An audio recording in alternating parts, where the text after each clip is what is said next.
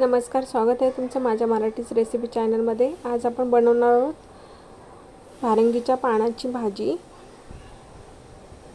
ही रानभाजी आहे, गावाला पहिल्या पावसात भेटते।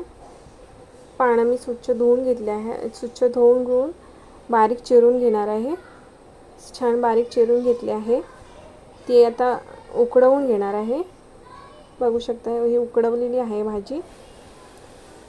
थंड झाल्यावरती ते छान पिळून घ्यायचे आहे। पूर्ण पाणी काढून घ्यायचं आहे त्यातलं। 2-3 वेळा धुवून घ्यायची आहे भाजी ती।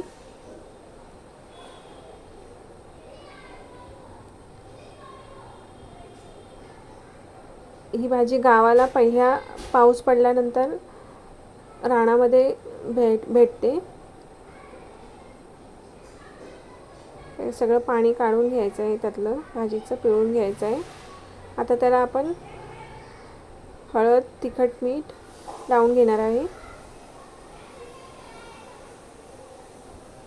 इथे फोडणीला कांदा घेतला आहे। भाजी मिक्स करून चांगली परतून घ्यायची आहे आणि त्यात ओलं खोबरं वरून टाकायचं आहे। बघू शकता भाजी तयार आहे छान अशी। तुम्हाला ही जर रेसिपी आवडली असेल तर लाईक करा, शेअर करा, सबस्क्राईब करा। धन्यवाद।